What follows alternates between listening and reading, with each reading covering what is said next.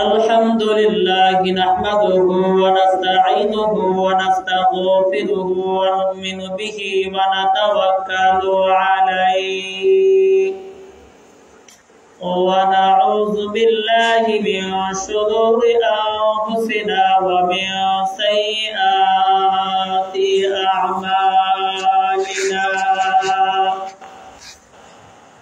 من يهده الله فلا مضل له ومن يضلله فلا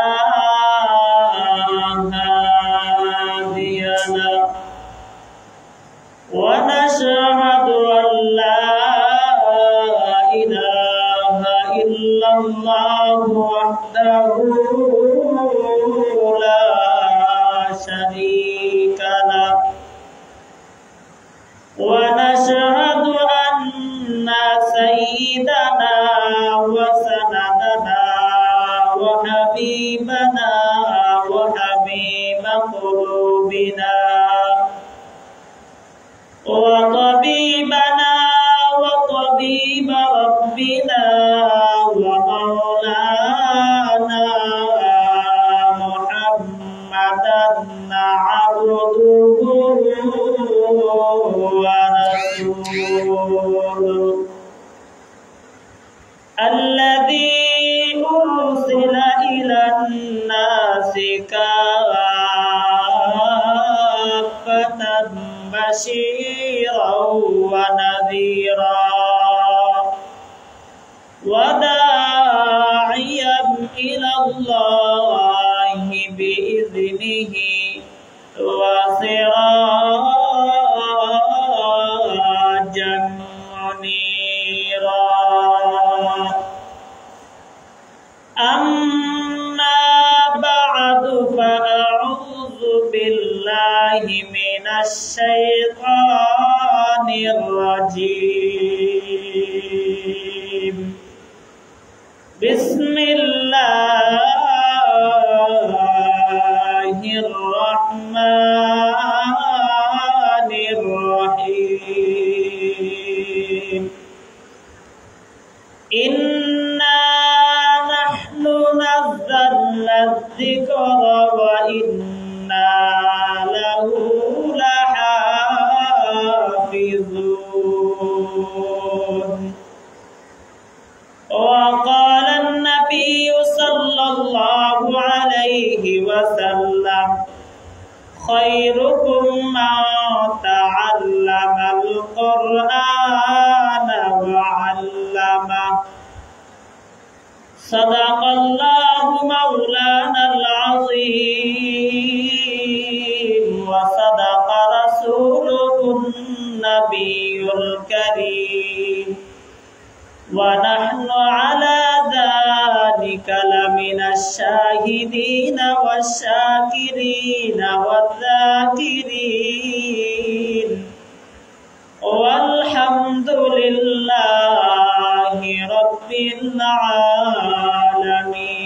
العالمين اللهم صل على محمد وعلى آل محمد كما صليت على إبراهيم وعلى آل إبراهيم إنك حميد مجيد اللهم بارك على محمد وعلى آل محمد كما باركت على إبراهيم وعلى آل إبراهيم إنك حميد مجيد بلغ العلا بكماله كشف الدجى بجماله حسنت جميع خصاله صلوا عليه وآله محمد آخر কুফর কো মিঠায়া কুফর কো মিঠা কর صداقت بتایا بلغ العلا بكماله كشف الدجى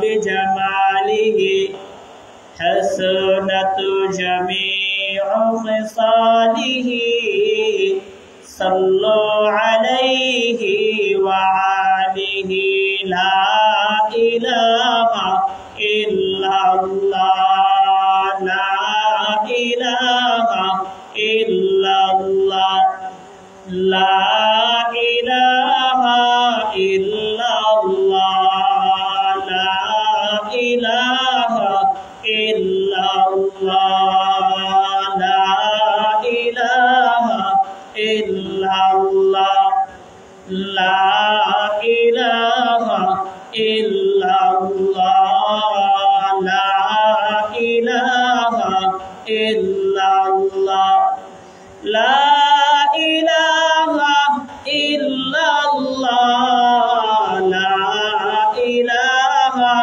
إلا الله الله الله الله الله الله الله الله الله الله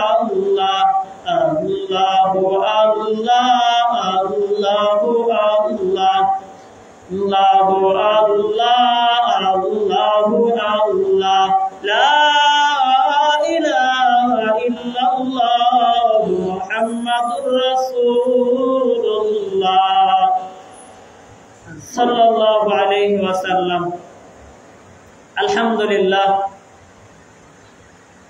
সম্মানিত মুসল্লিয়ানে কেরাম, মহান আল্লাহ সুবহানাহু ওয়া তাআলার দরবারে লাখ কোটি কালিমাতুশ শুকর এবং সুজুদ যে আল্লাহ সুবহানাহু ওয়া তাআলা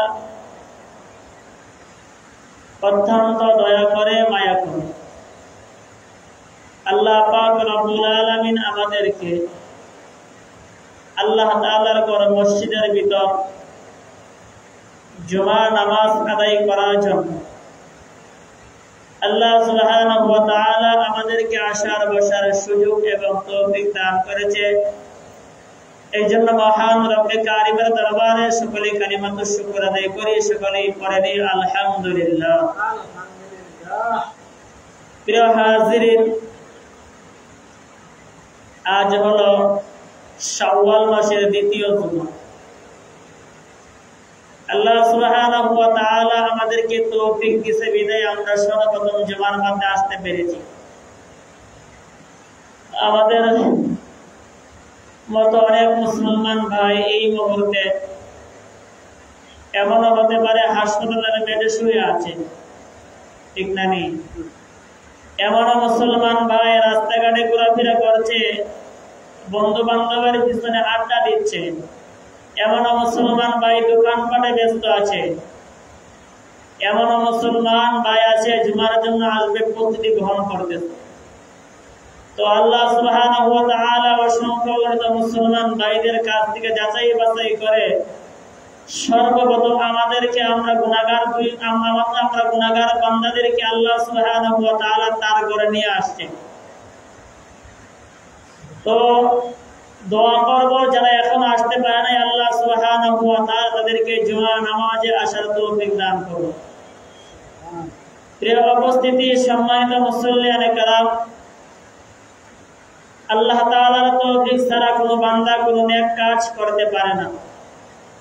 নেক কাজ করতে গেলে আল্লাহ তাআলার তৌফিক লাগে।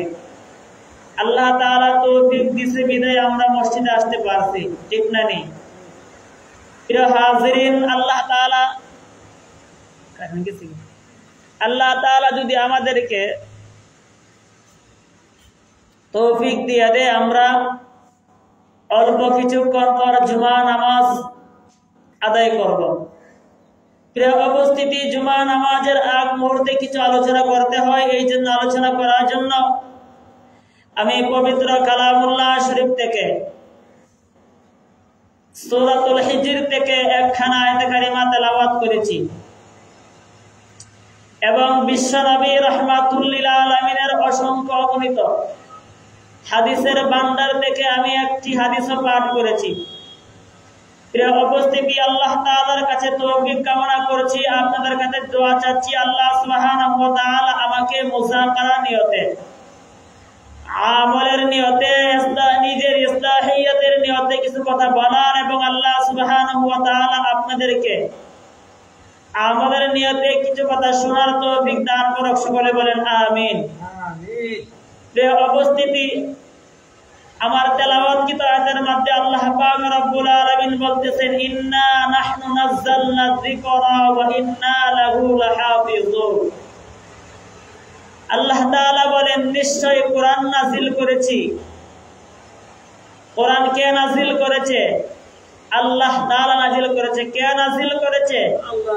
আল্লাহ তাআলা নাযিল করেছে। আল্লাহ তাআলা বলেন, ইন্না নাহনু নাযালনা যিকরা ওয়া ইন্না লাহু লাহাফিজুন।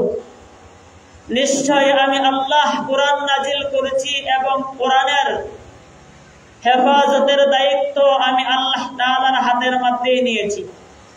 সুবহানাল্লাহ। আল্লাহ পাক রব্বুল আলামিন জিকির নাযিল করেছে, কোরআন নাযিল করেছে, হেফাজতের দায়িত্ব আল্লাহ তাআলার হাতের মধ্যেই আছে। তো আল্লাহ পাক রব্বুল আলামিন কোরআনের হেফাজতের দায়িত্ব আল্লাহ তাআলার হাতের মধ্যেই দিয়েছে। এখন প্রশ্ন হয়, আমরা যারা কোরআন পড়ব আমাদেরও কোরআনের হেফাজতের দায়িত্ব, আমাদেরও হেফাজতের দায়িত্ব আল্লাহ তাআলার হাতের মধ্যেই আছে। মুহতারাম হাজিরিন, সম্মানিত মুসল্লিয়ানে কেরাম, একটা ওয়াকিয়ার মাধ্যমে আপনারা সুন্দরভাবে বুঝতে পারবেন আল্লাহ তাআলা কিভাবে কোরআন হেফাজত করে এবং যাদের সিনার মধ্যে কোরআন আছে, যারা কোরআনকে সিনার মধ্যে ধারণ করেছে, আল্লাহ পাক রব্বুল আলামিন তাদেরকে কিভাবে হেফাজত করে। পৃথিবীর বুকে একজন ব্যক্তি ছিল, তার নাম ছিল আল্লামা ইবনে মতুতা রাহমাতুল্লাহি আলাইহি। বিশ্ববড় পর্যটক ছিলেন উনি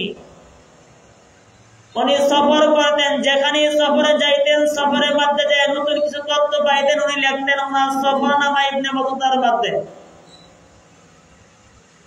আল্লামা ইবনে মতুতা রাহমাতুল্লাহি আলাইহি যাইতেন, সফর করতেন, আর কিছু পাই উনি লিখতেন সফরনামা ইবনে মতুতা ডায়েরির মধ্যে, ওনার গাইড বুকের মধ্যে উনি লিখতেন। তো হঠাৎ করে আল্লামা ইবনে মতুতা রাহমাতুল্লাহি আলাইহি উনি চলে গেলেন মালদ্বীপ শহরে। মালদ্বীপ হলো একটা দ্বীপ রাষ্ট্র। মালদ্বীপ শহরে উনি গেলেন, যাইয়া মালদ্বীপের লোকদেরকে জিজ্ঞাসা করলেন, আপনাদের এই মালদ্বীপ শহরে ইসলাম কিভাবে আসলো? অসংখ্য অগণিত মসজিদের মিনার থেকে আজানের আওয়াজ শোনা যায়, আপনাদের এই এলাকাতে আজানের ধ্বনি, ইসলামী দাওয়াতি কাজ কেমনে আসলো? তখন মালদ্বীপবাসীরা বলতেছে, আমাদের এখানে ইসলাম আসলো একজন হাফেজে কোরআনের মেহনতের মাধ্যমে, একজন হাফেজে কোরআনের দাওয়াতি কাজের মাধ্যমে আমাদের এই পুরা মালদ্বীপ শহরে ইসলাম আসলো। তো আল্লামা ইবনে মতুতা রাহমাতুল্লাহি আলাইহি উনি লিখতেন, ওনার সফরনামা ইবনে মতুতার মধ্যে উনি লিখলেন তার পরিচয় কি। তার নাম হলো হাফেজ আবুল বারাকাত রাহমাতুল্লাহি আলাইহি। তার নাম কি? হাফেজ আবুল বারাকাত।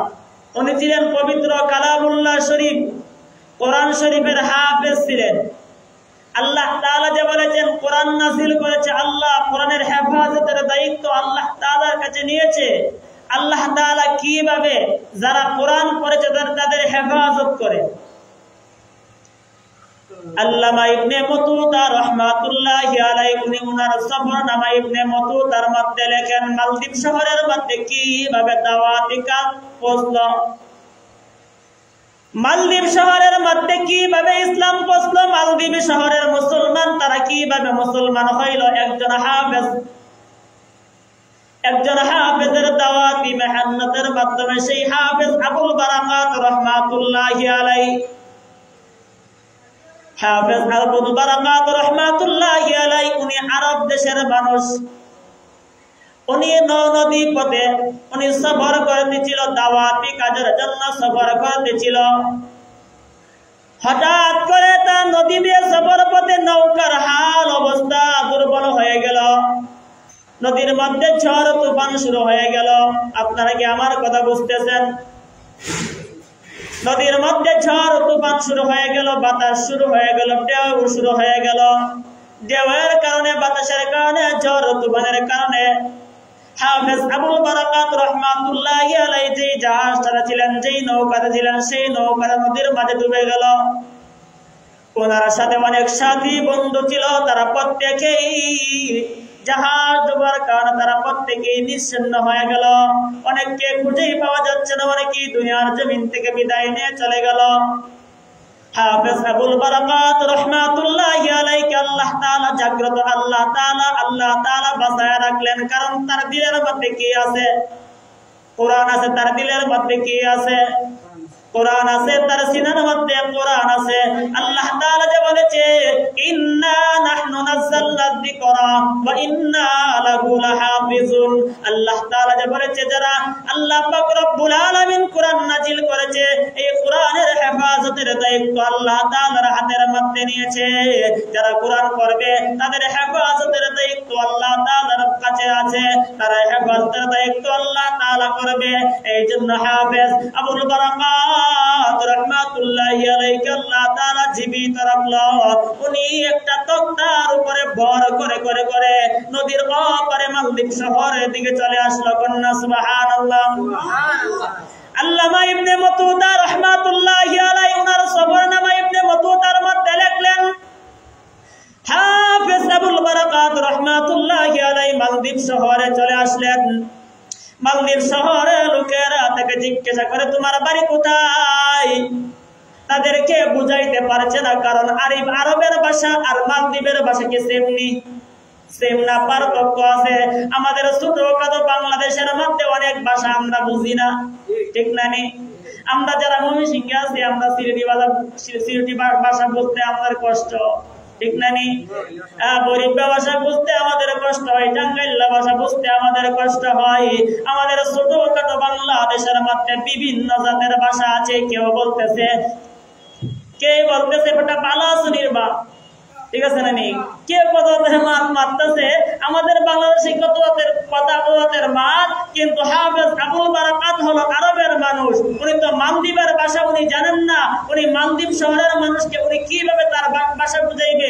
ইশারা ইঙ্গিতে বুঝাইলো, আমার বাড়ি হলো আরব, আমি নদীপথে সফর করতেছিলাম, এই অবস্থায় আমার নৌকা ডুবে গেল, জাহাজ ডুবে গেল।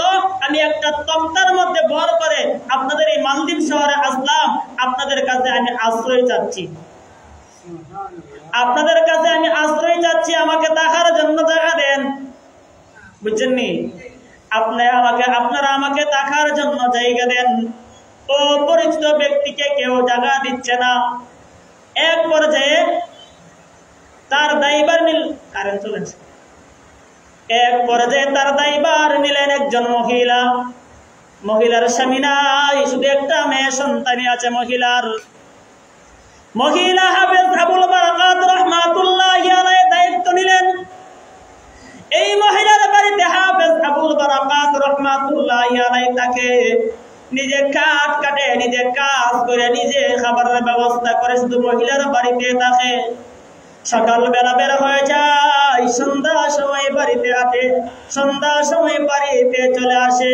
নামাজের সময় নামাজ পড়ে, কোরআন তেলাওয়াত করে, আল্লাহ তাআলার ইবাদত বন্দেগী নিয়মিতই চলতেছে। হাফেজ আবুল বারাকাত রাহমাতুল্লাহি আলাইহি একদিন বাড়িতে আসলেন। একদিন উনি বাড়িতে আসিয়া দেখে হাফেজ আবুল বারাকাত এই বাড়ি যে মা আর মেয়ে দুজন তারা কান্নায় ভেঙে পড়তেছে, তারা কান্না করতেছে। কিছু কান্না দেখলে, কিছু কান্না শুনলে মানুষের কান্না আসে, ঠিক না নি? কিছু কিছু এমন কান্না আছে মায়াবী কান্না, যে কান্নার কারণে পাশে যদি কেউ থাকে সেও কান্না করে, এমন কান্না কানেকাটি করতেছে।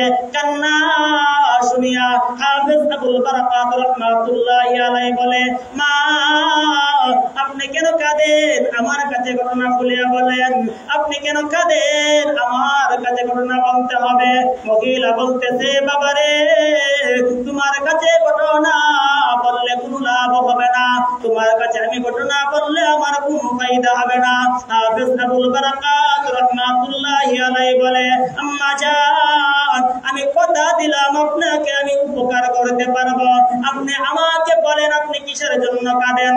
হাফেজ আবুল বারাকাত রাহমাতুল্লাহি আলাইহি যখন থেরাপি করতে শুরু করলো, মহিলা বলতেছে, বাবারে আমার কান্নার কারণ হলো আমাদের এই মালদ্বীপ শহরের মধ্যে একজন মেয়ে, একজন যুবতী মেয়ের কারণে পুরাটা মালদ্বীপ শহর রক্ষা পায়। বলতেছে একজন মেয়ের কারণে, একজন মেয়ে সন্তানের কারণে আমাদের পুরোটা মালদ্বীপ শহর রক্ষা পায়। কয়টা কেমনে? আস্তাগফিরুল্লাহ, এটা কেমনে হয়? একজন মেয়ের কারণে পুরোটা মালদ্বীপ শহর রক্ষা পায়। আমাদের এই মালদ্বীপ শহরের মধ্যে এই সাগর থেকে দেও আসে, দানব আসে, দানব আসিয়া আমাদের পুরোটা মালদ্বীপ শহর ধ্বংস করে দেয়। এক পর্যায়ে আমরা জানতে পারলাম আমাদের মালদ্বীপ শহরের মধ্যে একটি সুন্দরী একটি মেয়ে যদি রাখা হয়, তাহলে সুন্দরী মেয়ে রাখার কারণে দানব আর আসে না। সেই দানবটি সুন্দরী মেয়েকে বুক করে চলে যায়, আর আমাদের শহরের মধ্যে কোনো আক্রমণ করে না। বলো না নাউযুবিল্লাহ। তখন হাফেজ আবুল বারাকাত রাহমাতুল্লাহি বলছে, এটা কি আশ্চর্য কথা। এখন কি হয়েছে? এখন কথা হলো প্রতি বছর লটারি দেওয়া হয়, এবছর লটারি দেওয়া হয়েছে, এবছর লটারির মাঝে আমার মেয়ের নামটা বাসছে। আমার মেয়েকে এই ঘরের মধ্যে রাখতে হবে, নির্দিষ্ট একটা ঘর আছে নদীর পারে, এই ঘরে রাখতে হবে। সকালবেলা যাইয়া শুধু খালি এই ঘর থেকে লাশটা আনতে হবে। কি আনতে হবে? লাশটা আনতে হবে। হাফেজ আবুল বারাকাত রাহমাতুল্লাহি আলাইহি বলে, আম্মা জান কোনো টেনশনের কোনো প্রয়োজন নাই, আপনার মেয়েকে রাখতে হবে না। আমি কথা দিলাম সেই কাপড় চাপড় গুলো আপনার মেয়েকে পরাইবেন, সেই কাপড় চাপড় গুলো আমাকে পরাইয়া দেন, আমাকে পরাইয়া দেন, আমাকে আপনার মেয়ের মতো সাজাইয়া দেন। মহিলা কো, বাবা এটা কখনো সম্ভব হবে না, তুমি হলো আমার বাড়ির মেহমান, আমি তোমাকে কখনো এই অবস্থাতে আমি যেতে দিব না, তোমাকে আমি সাজাইতে পারবো না। হাফেজ আবুল বারাকাত রাহমাতুল্লাহ বলতেছে, ও আম্মা জান আমি এখান থেকে দাওয়াতি কাজ শুরু করতে চাই, আপনি আপনার মায়েকে দিবেন না, আপনি আমাকে সাজায় দেন, দেখেন আমার আল্লাহ তাআলা কিভাবে হেফাজত করে। সুবহানাল্লাহ। হাফেজ আবুল বারাকাত রাহমাতুল্লাহি আলাইহিকে সাজায়া দেওয়া হলো। সকালবেলা বাদশার পক্ষ থেকে আর্মি মিডিয়া আইছে, আপনার গাড়ি সাজাইয়া তারা চলে আসছে নেওয়ার জন্য। তখন হাফেজ আবুল বারাকাত রাহমাতুল্লাহি আলাইহিকে মেয়ের পোশাকগুলো সবগুলো পোশাক মেয়ের মতো পরাইয়া সাজাইয়া গাড়িতে করে নিয়ে গেল বাদশার দরবারে। নিয়ম হলো প্রতি বছর মেয়েটাকে চেক করা হয়, মেয়ে না পুরুষ। একটা ধরা আছে না, এখন যদি চেক করে তো ধরা পড়তো না, ধরা পড়ে যাবে। প্রিয় উপস্থিতি, প্রতি বছর চেক করা হয় মেয়ে না পুরুষ, মেয়েটা কোন সমস্যা আছে প্রতি বছর চেক করা হয়। এবছর যখন চেক করার জন্য বাদশার স্ত্রীকে হুকুম করলো, বাদশার স্ত্রী ডাক দিয়া বলে, হে বাদশা জাহাপনা, আমার স্বামী এমন সুন্দর মেয়ে দেখা যায়, এটাকে আর চেক করতে হবে না, আমার মন সাক্ষী দিবে সেটা ভালো মেয়ে হবে, এটাকে আর চেক করতে হবে, আর চেক করতে হবে না, বিনা চেকে এটাকে রেখে দেন। আল্লাহ তাআলা কিভাবে হেফাজত করে। পেয়ারে উপস্থিতি, একজন হাফেজ আবুল বারাকাত রাহমাতুল্লাহি আলাইহিকে সন্ধ্যা সময় নদীর পাড়ে গর্তের মধ্যে নিয়ে রাখাইছে। ঘরের ভিতর ঢুকাইয়া আপনার ঘরের বাহিরে তালা দিয়ে আসছে। হাফেজ আবুল বারাকাত রাহমাতুল্লাহি আলাইহি শুধু ঘরের ভিতরের সাথে কে আছে? আল্লাহ সাথে কে আছে? আল্লাহ তাআলা আছে। হাফেজ আবুল বারাকাত রাহমাতুল্লাহি আলাইহি ঘরের ভিতরে বসে বসে পবিত্র কালামুল্লাহ শরীফের তিলাওয়াত করে গন্না সুবহানাল্লাহ। আল্লাহ নবী বলেন সেই জায়গার মধ্যে কোরআন তেলাওয়াত করা হয় সেই জায়গার মধ্যে শয়তান থাকে না, সেই জায়গা থেকে শয়তান চলে যায়। যেই জায়গার মধ্যে কোরআন তেলাওয়াত করা হয় সেই জায়গার মধ্যে শয়তান আক্রমণ করতে পারে না। হাফেজ আবুল বারাকাত রাহমাতুল্লাহি আলাইহি কোরআন তেলাওয়াত করতেছে, হঠাৎ করে গভীর রজনীতে উনি তাকায় দেখে নদী থেকে কি জানি দানবের মতো উঠতেছে, শা শা শব্দ হচ্ছে, বয়ে বয়ে কাজ করে। উনি কোরআন তেলাওয়াতের স্পিডটা বাড়ায়া দিলেন, আর কোরআন তেলাওয়াত করে জোরে জোরে কোরআন তেলাওয়াত করে। এই দেওটা এক এক আকার এক পাক আরেকটা এক পিচ্চা। হাফেজ আবুল বারাকাত রাহমাতুল্লাহি আলাইহি তাকায় দেখতেছে, উনার কোরআন তেলাওয়াতের স্পিডটা বাড়ায়া দিল। এক পর্যায়ে দেখতে পাইল সেই দেওটা আর আসে না, সেই দেওটা নদীর মধ্যে ডুবে গিয়েছে। উনি কিসের দ্বারা মোকাবেলা করেছে? কোরআন তেলাওয়াতের দ্বারা মোকাবেলা করেছে। পেয়ারে উপস্থিতি, সকাল হয়ে গেল, অনেক লম্বা ইতিহাস। আল্লামা ইবনে মতুতা রাহমাতুল্লাহি আলাইহি সফরনামা ইবনে মতুতার মধ্যে লেখেন সকাল হয়ে গেল, আর্মি মিডিয়ার কাছে আপনার লাশ আনার লিখা, লাশবাহী গাড়ি নিয়ে আপনার কাছে লাশ আন। তালা করছে, তালা খুলে দেখে মাশাআল্লাহ সুন্দর যুবক একজন ছেলে এই ঘরের ভিতরে দাঁড়ায় আছে, দাঁড়াইয়া দাঁড়াইয়া হাসতেছে, পবিত্র কালামুল্লাহ শরীফ তিলাওয়াত করতেছে।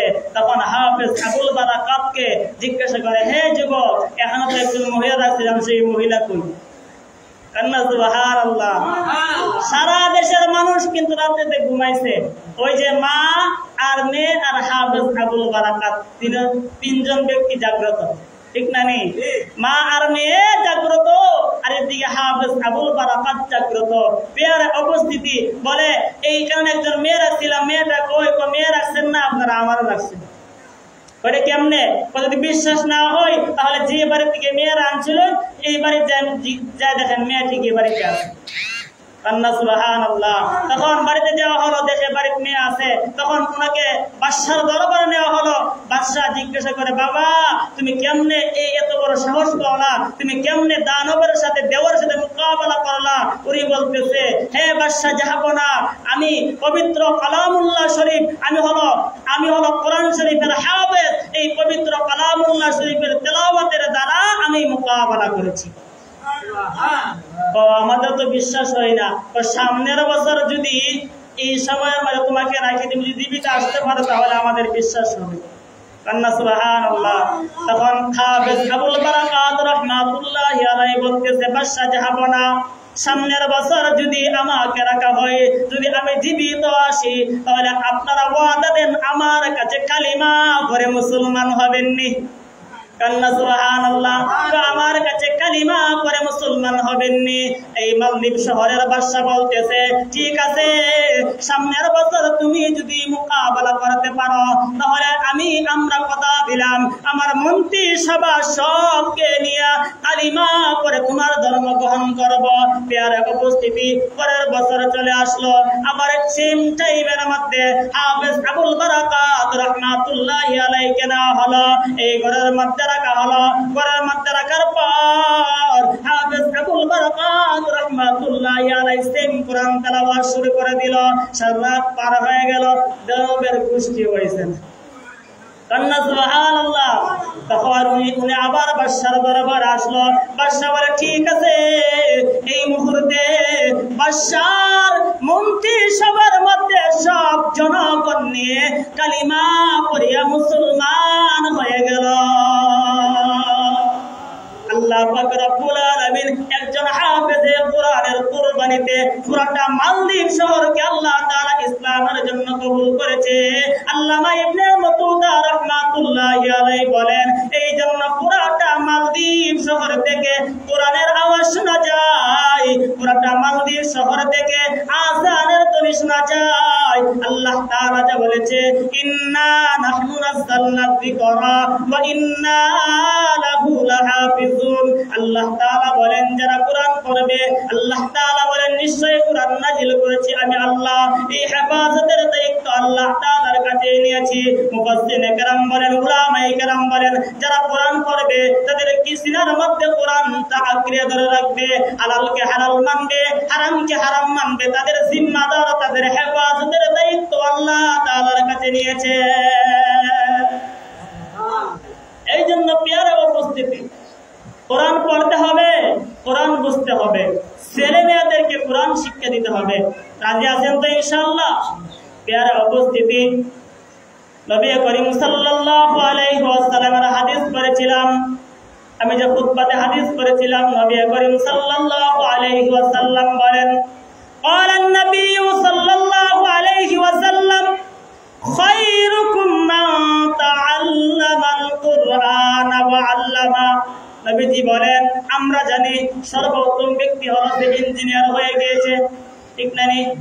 আমরা জানি সর্বোত্তম ব্যক্তি হলো সুনামগঞ্জ শহরের মধ্যে যার বাসা আছে, সর্বোত্তম ব্যক্তি হলো সিলেট উপশহরে যার বাসা আছে, ঠিক না? আর নবীজির হাদিসের বাণী, নবী করিম সাল্লাল্লাহু আলাইহি ওয়াসাল্লাম বলেন সর্বোত্তম ব্যক্তি হলো যে নিজে কোরআন শিখে এবং অপরকে শিক্ষা দেয়। সুবহানাল্লাহ। এই জন্য পেয়ারা উপস্থিতি, ছেলে সন্তানকে কোরআন শিখান, সর্বোত্তম ব্যক্তি হন। আপনার ছেলে মেয়ে যখন আলেম হয়ে যাবে, অপরকে পড়াইবে, অপরকে শিক্ষা দিবে, সেই সময় সে সর্বোত্তম ব্যক্তি হয়ে যাবে। এই জন্য নবী করিম সাল্লাল্লাহু আলাইহি ওয়াসাল্লাম বলেন তালিবুল ইলমের মর্যাদা বর্ণনা করা দরকার। কারণ আমাদের কওমি মাদ্রাসার সিলেবাস অনুযায়ী আমাদের কওমি মাদ্রাসাগুলোতে শাওয়াল মাসেই ভর্তি শুরু হয়, ঠিক না? আজকে এই বিষয়টি আলোচনা করার মূল কারণ হলো যেহেতু বর্তমান সময়, আপনার বর্তমান প্রেক্ষাপটে আমাদেরকে আমাদের ছেলে মেয়েদেরকে কোরআন শিক্ষা দেওয়া জরুরি হয়ে গিয়েছে। এই জন্য ঈমান বাঁচাতে হলে বর্তমান সময়ে আমাদের ছেলে মেয়েদেরকে কোরআন শিক্ষা দিতে হবে। আর কোরআন শিক্ষা দিতে হলে আমাদের কওমি মাদ্রাসার নিয়ম হলো আপনার বছরের প্রথম থেকে শুরু, শাওয়াল মাস থেকে ভর্তি শুরু। এখন আমাদের জন্য ভর্তির শুরুর একটা টান, এই জন্য এই বিষয়টা আলোচনা করা। যদি আল্লাহ পাক রব্বুল আলামিন এমন কিছু ভাইকে তিনি বুঝ দান করে এখান থেকে আলোচনা শোনার মাধ্যমে তার ছেলে সন্তানকে মাদ্রাসার মধ্যে ভর্তি করে দিবে, ঠিক না বেঠিক? পেয়ারা উপস্থিতি, নবী করিম সাল্লাল্লাহু আলাইহি ওয়াসাল্লাম তালিবুল ইলমের মর্যাদা বয়ান করেন। নবী করিম সাল্লাল্লাহু আলাইহি ওয়াসাল্লাম বলেন যারা ইলমে দ্বীন শিক্ষা করার জন্য চলে যায়, যারা ইলমে দ্বীন শিক্ষা করে তাদের জন্য আপনার সমুদ্রের মাছ দোয়া করে, গর্তের পিপিলিকা পর্যন্ত দোয়া করে। কন্যা সুবহানাল্লাহ।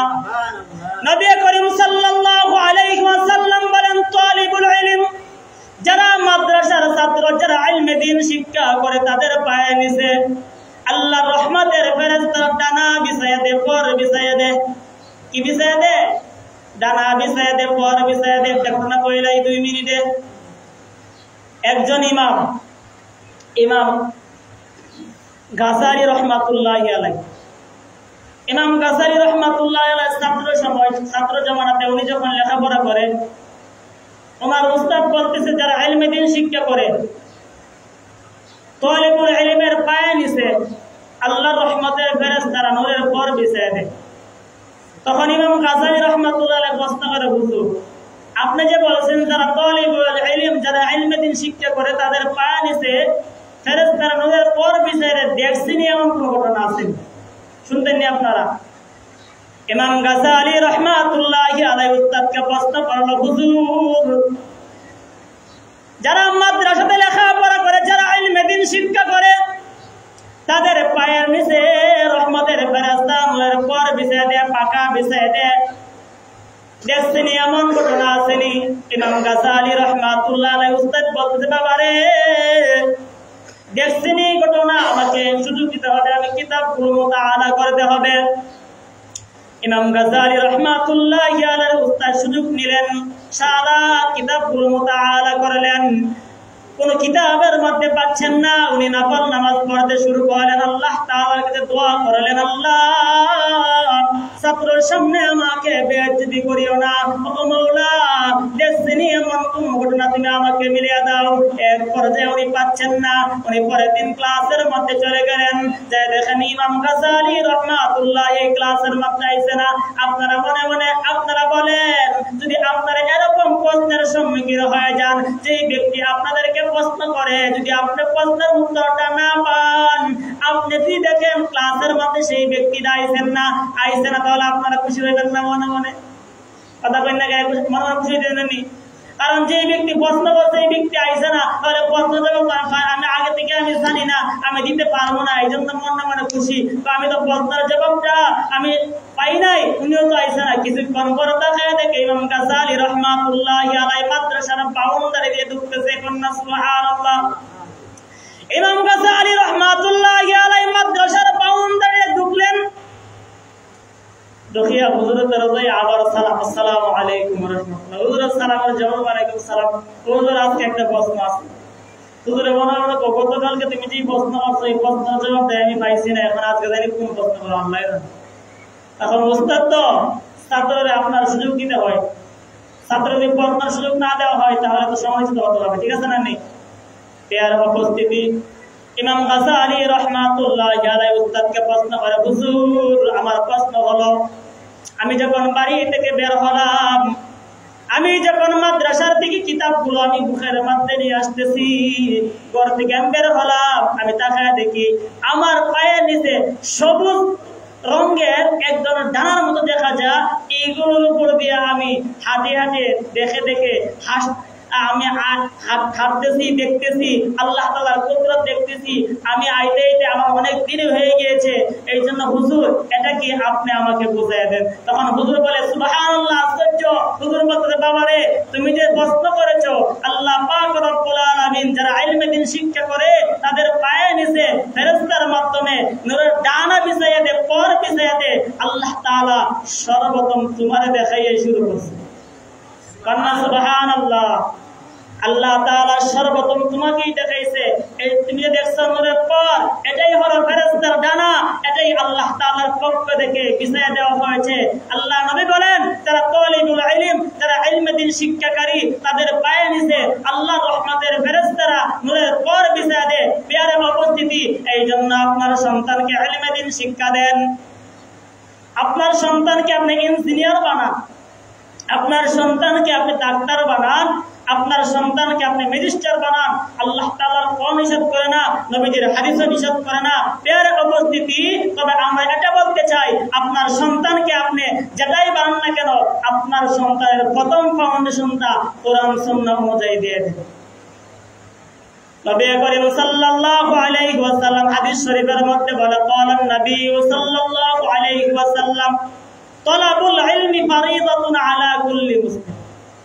নবীজি বলেন, প্রত্যেক মুসলমানের জন্য ইলমে দ্বীন তলব করা, প্রত্যেক নরনারী মুসলমানের জন্য ইলমে দ্বীন শিক্ষা করা, তলব করা হলো ফরজ। কথা বুঝে আসছে? আমাদের জন্য ইলমে দ্বীন শিক্ষা করা হলো ফরজ। কতটুকু পর্যন্ত ইলমে দ্বীন শিক্ষা করা হলো ফরজ? উলামায়ে কেরাম বলেন, জরুরত পরিমাণ ইলমে দ্বীন শিক্ষা করা হলো ফরজ। জরুরত পরিমাণ কি? নামাজ পড়তে যেই ইলম লাগে, কথা বুঝেছেন? নামাজ পড়তে যেই ইলম লাগে, হালাল হালাল হালালকে হালাল মানতে যেই ইলম লাগে, এক কথায় ইসলামের বিধিবিধান মানতে যেই ইলম লাগে, সেই ইলমগুলো শিক্ষা করা হলো ফরজ, ফরজ আইন। এই জন্য আল্লাহ তাআলা আমাদেরকে জরুরত পরিমাণ ইলমে দ্বীন শিক্ষা করা তৌফিক দান করুক, সকলে বলেন আমিন। এখন প্রশ্ন আসতে পারে, হুজুর আমরা তো বৃদ্ধ হয়ে গিয়েছি, আমরা কিভাবে শিখব? প্রশ্ন আসে না? প্রশ্নের উত্তর আছে। প্রশ্নের উত্তর হলো, বিদ্যমান যারা হয়ে গিয়েছেন তাদের জন্য শিক্ষা আপনার দাওয়াত ও তাবলীগের রাস্তা, কথা বুঝে আসছে, এবং মসজিদের ইমাম সাহেবের কাছে শিক্ষা। আর যারা অল্প বয়স, যারা আপনার অল্প বয়স, আপনাদের ছেলে মেয়েদের জন্য শিক্ষা দেওয়া হলো মক্তব মাদ্রাসা। টাইম হয়ে গেছে নি? তাদের জন্য শিক্ষা দেওয়া হলো মক্তব মাদ্রাসা। এই জন্য মক্তব মাদ্রাসার প্রতি বিশেষভাবে আপনার ছেলে মেয়েদেরকে গুরুত্ব দিতে হবে। দিবেন তো ইনশাআল্লাহ? প্রিয় উপস্থিতি, আলোচনা করতে গেলে অনেক আলোচনাই করতে হয়। প্রিয় উপস্থিতি, বলতেছিলাম আপনার সন্তানকে আপনি ডাক্তার বানান, আপনার সন্তান যখন আমাদের ডাক্তার হবে আমরা মুসলমানের জন্যই গর্ব। কেন গর্ব? আপনার সন্তানকে যদি আপনি প্রথম অবস্থায় দ্বীন ইলম শিক্ষা দেন, নামাজের মাসআলা শিক্ষা দেন, হালাল হারামের মাসআলা শিক্ষা দেন, আপনার সন্তান যখন ডাক্তারে কষাই হবে না। কেন? আপনি শিক্ষা দিয়েছেন হালাল কোনটা, হারাম কোনটা, ঘুষ খাওয়া হলো হারাম, আপনার এই ভুল চিকিৎসা করা হলো হারাম। আপনার সন্তান সঠিক পথেই চলবে এবং আপনার সন্তান 5 ওয়াক্ত নামাজ পড়বে। ঠিক না বেটি? এটা হলো মা বাবার দায়িত্ব, সন্তানকে জরুরত পরিমাণে ইলমে দ্বীন শিক্ষা দেওয়া। প্রিয় উপস্থিতি, আপনার সন্তানকে ইঞ্জিনিয়ার বানান, আমাদের ফায়দা, কারণ আপনার সন্তান 5 ওয়াক্ত নামাজি হবে ইলমে দ্বীন শিক্ষা দেওয়ার কারণে। আপনার সন্তানটা যদি ইঞ্জিনিয়ার হয়ে যায় রোডের মধ্যে পাশ দিত না, ঠিক না? রাস্তা বানা, ব্রিজ বানা, রোডের মধ্যে পাশ দিত না, রোড দিয়ে কাজ করবো। এই জন্য আপনিও দোয়া পাবেন। প্রিয় উপস্থিতি, সত্যি কথা বলতে কোনো ভয় নাই, ঠিক না? প্রিয় উপস্থিতি, বলতেছিলাম আপনার সন্তানকে আপনি ম্যাজিস্ট্রেট বানান, মামলা করতে গেলে ঘুষ খাইতো না, ঠিক না? কারণ সে মুসলমান, তার কাছে দ্বীনি ইলমের জ্ঞান আছে। আপনার সন্তানকে যদি আপনি জরুরত পরিমাণ ইলমে দ্বীন শিক্ষা দিতে পারেন, আপনার সন্তান যদি 5 ওয়াক্ত নামাজ আদায় করে, বর্তমান ফিলিস্তিনের জমিনে মুসলমান মায়ের খাইতেছে, ঠিক না? মুসলমান মায়ের খাইতেছে। প্রিয় উপস্থিতি, আপনার সন্তান যদি ইলমে দ্বীনের ফাউন্ডেশন থাকে, তাহলে আপনার সেই সন্তানটা মুসলমানের পক্ষে হয়ে সমাবেশ করবে, ঠিক না বেটি? ফিলিস্তিনের জন্য দোয়া করবে এবং ফিলিস্তিনের জন্য অনুদান পাঠাইবে, আমার মুসলমান ভাইদের জন্য অনুদান পাঠাইবে। আফসোস লাগে, বাংলাদেশে কিছু মুসলমান এমন আছে, ফিলিস্তিনের মুসলমানরা মাইকে হুজুররা বাংলাদেশে সমাবেশ করে, আছে কি আছে না? আরে ভাই, লক্ষ্য করেন, আজকে ফিলিস্তিনের মার খাইতেছে মুসলমানরা, আমার গাজার মুসলমান ভাইয়েরা, রাবা শহরের মুসলমান ভাইয়েরা মার খাইতেছে, যেখানে নবীজি সাল্লাল্লাহু আলাইহি ওয়াসাল্লাম যেই মসজিদে নামাজ পড়েছে আপনার মেরাজের রজনীতে, সেই মসজিদ ধ্বংস করে দিয়েছে। আজ তুমি খুশি হচ্ছ, তুমি জবাব দেও। এক সময় দেখা গেছে আমরা বাংলার জমিনে যখন মুসলমান যদি ঐক্যবদ্ধ না হয়, যদি ঈমানি চেতনা না ঢোকা, 2 দিন পরে বাংলার জমিনের ইহুদি খ্রিস্টানরা মুসলমানদের ধরবে, ঠিক না? আমার কথা কি যুক্তি আসেনি? কথা বলেন, আমার কথা কি যুক্তি আসেনি? এই জন্য প্রিয় উপস্থিতি, যদি আপনার সন্তানকে আপনি জরুরত পরিমাণে ইলমে দ্বীন শিক্ষা দিতে পারেন, তাহলে আপনার সেই সন্তানটা আপনার মুসলমানের পক্ষেই কথা বলবে। প্রিয় উপস্থিতি, আল্লাহ পাক রব্বুল আলামিন আমাদেরকে, আমাদের সন্তানগুলোকে মানুষের মতো মানুষ বানাইয়া আল্লাহ তাআলা আমাদেরকে মানুষের মতো মানুষ বানানোর মতো তৌফিক দান করুন। সকলে বলেন আমিন।